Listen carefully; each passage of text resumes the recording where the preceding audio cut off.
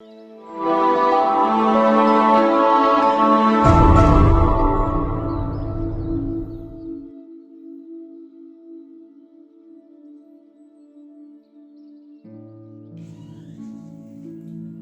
और बेटे और रूह कुद्दुस के नाम में आमीन।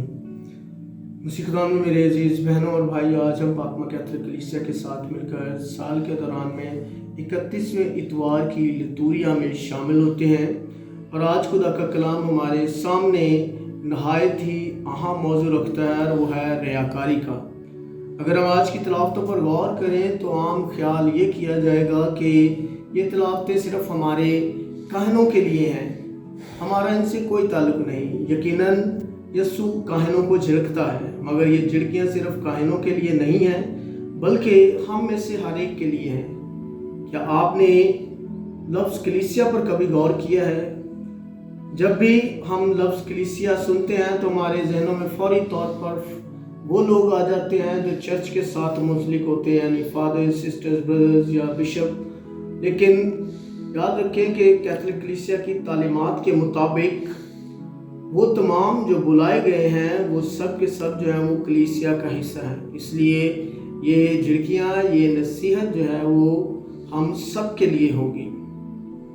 आज की पहली तिलावत मलाकी नबी की किताब से ली गई है, और मलाकी का मतलब है मेरा पैगंबर। मलाकी नबी पुराने अहदनामे का आखिरी नबी है। मलाकी नबी ने 500 साल कबल मसीह यहूदियों को खुदा का पैगाम इस वक्त सुनाया जब उन्हें असीरी से आए हुए इतना वक्त नहीं हुआ था। शुरू में वो बड़े जोश से मजीद मजहबी रसूमात में शरीक होते रहे, और जो हवा का शुक्र अदा करते रहे कि वो उन्हें इनके वतन वापस लेकर आया। मगर जल्दी बनी इसराइल खुदा से दूर हो गए, और यही मजहबी रसूमात उन्हें जो है वो बोझ लगना शुरू हो गई, और उन्होंने जो है वो खुदा के जो घर में जो ज़बीहे थे उनमें भी उन्होंने जो है वो बेईमानी करना शुरू कर दी। यानी कि वो दागदार बर्रे जो है वो खुदा के घर में लेकर आते थे। मसलन नबीना लंगड़े जानवर ज़बीहा पर लाते थे, और जो अच्छे होते थे वो अपने पास रख लेते थे। और इसी तरह उन्होंने गैर कौमों के दरमियान के साथ शादियां करना भी शुरू कर दी थी। इसीलिए खुदा इनसे मलाकी नबी की मार्फत मुखातब होकर कहता है कि तुम राग से मुनहरफ हो गए हो, और तुमने लावी के अहद को ख़राब कर दिया है।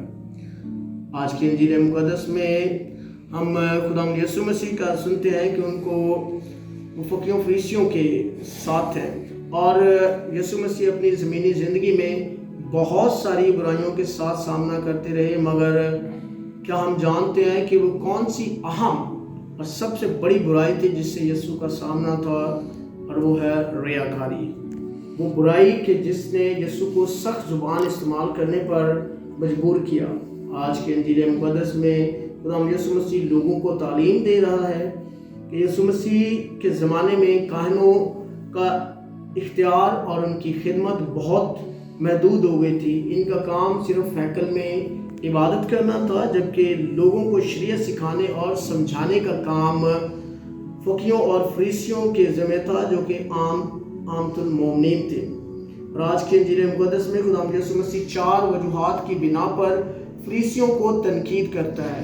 पहली बात, जो कहते हैं वो करते नहीं। दूसरा, कि उन्होंने खुदा की शरीयत को इतना मुश्किल कर दिया है कि इस पर अमल करना मुश्किल हो गया है।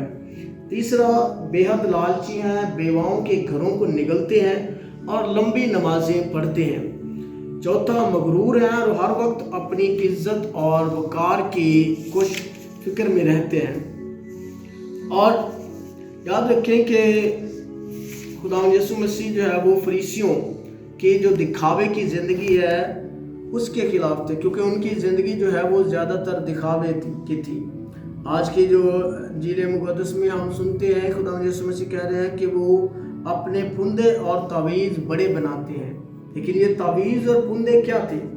ये तावीज़ दरअसल खरूज की किताब के मुताबिक थे कि वो इस तावीज़ को अपने बाजू पेशानी पर बांधते थे कि खुदा की शरीयत इनकी आंखों के सामने रहे। इस तावीज़ के अंदर 4 खाने बने होते थे कि जिन पर शरीयत के 4 अहकाम लिखे होते थे। پھر اپنے کپڑوں کے گرد جو جھالر لگاتے تھے انہیں پھندے کہتے ہیں، کہ جو انہوں نے عدد کی کتاب اس کے 15ویں باب سے لیا تھا تاکہ انہیں شریعت ہمیشہ یاد رہے۔ وہ یہ اس لیے لگاتے تھے کہ لوگ ان کو دیکھ کر ان کی عزت کریں۔ پھر وہ جان بوجھ کر ہجوم والی جگہوں پر جاتے تھے تاکہ لوگ ان کے سامنے جھکیں اور ان کی عزت کریں۔ انجیل مقدس میں خداوند یسوع مسیح فرماتے ہیں کہ تم کسی کو ربی نہ کہلاؤ، تم ربی نہ کہلاؤ کیونکہ تمہارا مرشد ایک ہی ہے۔ تم زمین پر کسی کو باپ نہ کہو کیونکہ تمہارا باپ ایک ہی ہے۔ سننے میں یہ بات عجیب لگتی ہے، لیکن ہم کیتھولک چرچ میں غور کریں تو ہم جو کاہن ہوتا ہے اس کو ہم فادر کہتے ہیں۔ اسی طرح اسکول میں ہمارے جو استاد ہوتے ہیں وہ ہمارے لیے مرشد ہوتے ہیں۔ یہ بات ہمارے سننے میں تھوڑی سی عجیب لگتی ہے، لیکن مقدس پولس رسول فرماتے ہیں کہ خواہ تمہارے مسیح میں تمہارے بہت سے باپ ہوں مگر پھر بھی تمہارے بہت سے باپ نہیں، کیونکہ میں انجیل کے وسیلے سے مسیح میں تمہارا باپ ہوں۔ مگر یاد رکھیں کہ یسوع مسیح جو ان ٹائٹلز، ان خطابات کی مذمت نہیں کر رہا، بلکہ وہ ان کے ساتھ جڑے ہوئے جو رویے ہیں ان کو تنقید کر رہا ہے۔ کنفوشیس کے شاگرد نے ایک بار اس سے پوچھا تھا کہ اگر تمہیں حاکم بنا دیا جائے تو تم سب سے پہلا کام کیا کرو گے؟ اس نے کہا کہ سب سے ضروری ہے کہ میں ناموں کو جو ہے وہ درست کروں گا۔ اس کا مقصد یہ تھا کہ ناموں کو ان کے رویوں کے ساتھ جوڑنا ہے۔ اسی لیے خداوند یسوع مسیح جو باپ ہونے کا ہے، بھائی ہونے کا رشتہ ہے، ان سب رشتوں کو کے ساتھ جو جڑے ہوئے رویے ہیں ان کی تردید کرتا ہے، ان کی تنقید کرتا ہے، ان کی درستگی کرتا ہے۔ اس لیے ہم سب کسی نہ کسی رشتے میں جڑے ہوئے ہیں۔ ہم نے اپنی زندگیوں میں دیکھنا ہے کہ بطور باپ ہوتے ہوئے میرا کردار کیا ہے، بطور بھائی ہوتے ہوئے میرا کردار کیا ہے۔ ماں کی ذمہ داری ہوتی ہے کہ بچوں کی صحیح پرورش کرنا۔ نپولین کہتا ہے کہ تم مجھے اچھی مائیں دو، میں تمہیں اچھی قوم دوں گا۔ باپ کی ذمہ داری ہے بچوں کو حوصلہ دینا، اعتماد بخشنا، اور استاد کی ذمہ داری ہے بچے کو زندگی کی درست اخلاقیات سکھانا۔ آئے ہم اپنی زندگیوں پر غور کریں، دیکھیں اور سوچیں کہ میں کاہن ہوتے ہوئے کس قسم کا نمونہ لوگوں کو دے رہا ہوں۔ بطور والدین میں اپنے بچوں کو کیا سکھا رہا ہوں؟ بطور استاد میں بچوں کو کون سی اخلاقیات زندگی کے ساتھ کے اصول سکھاتا ہوں؟ خداوند آپ سب کو برکت دے۔